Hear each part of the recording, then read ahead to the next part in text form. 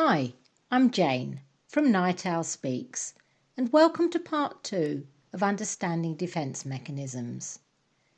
Leading on from part 1, I want to continue my examination of the many ways in which we humans defend ourselves psychologically. Having explored the more everyday defences in part 1, today I'm going to look at the more primitive ways in which self-esteem is managed. And by primitive, I mean that they are usually not in conscious awareness, but rather the acting out comes from a deeply protected space within the person.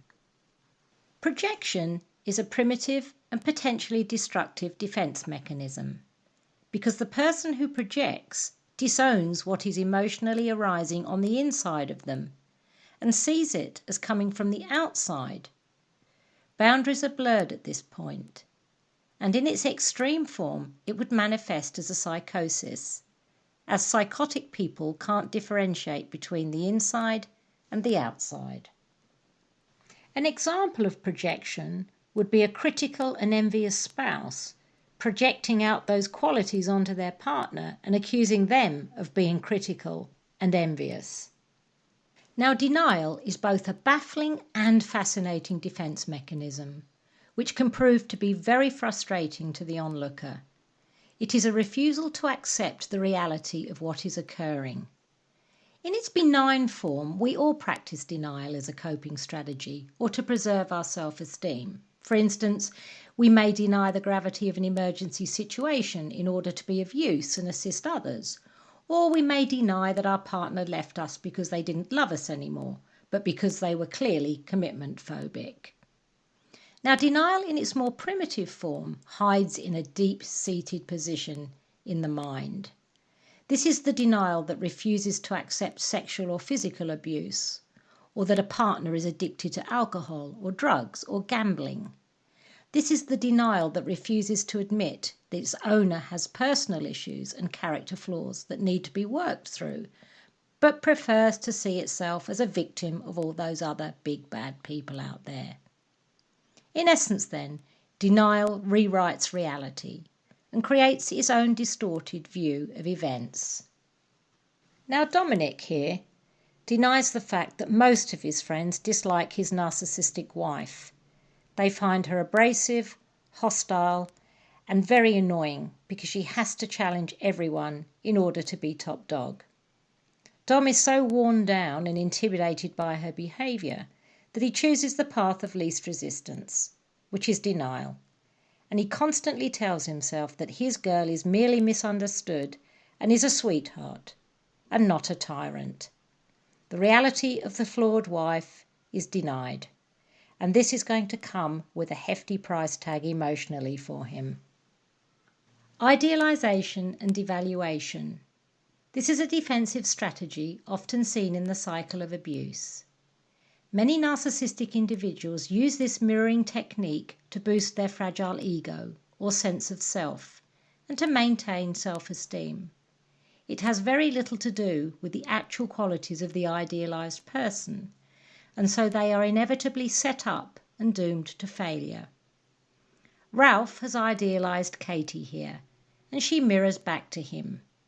It won't be long before she is devalued and subsequently punished for not living up to his expectations. Subconsciously, he cannot internally deal with her flaws. And so the cycle goes on, with subsequent idealisation and devaluation, reward and punishment, and it continues to be a destructive emotional roller coaster ride for the victim. Splitting. Now, splitting has its origins in the psychological makeup of the individual causing the problems. Splitting is an attempt by the perpetrator to manage the world around them and to maintain self-esteem and to manage their anxiety. It is a pathological and primitive defence mechanism. And so a deep-seated inner disturbance gets projected out and into other people, which creates a splitting amongst the targeted group, and circumstances then start to change.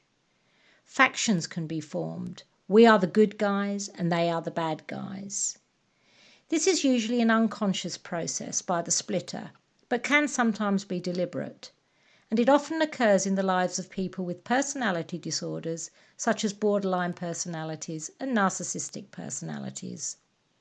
Splitting can occur in families and workplaces and cults.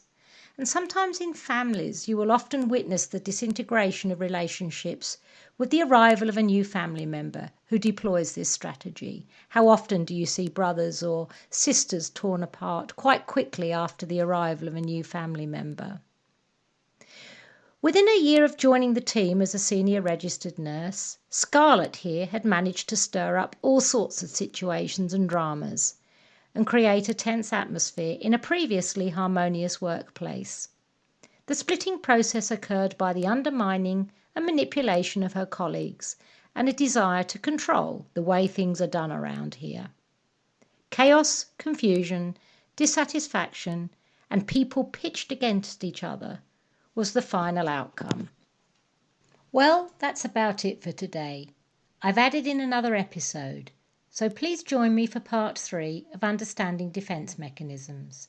And if you feel that you have some self-defeating behaviours, I'll give you a few tips on managing these. I'm Jane from Night Owl Speaks. Thanks for joining me, and I'll see you very soon.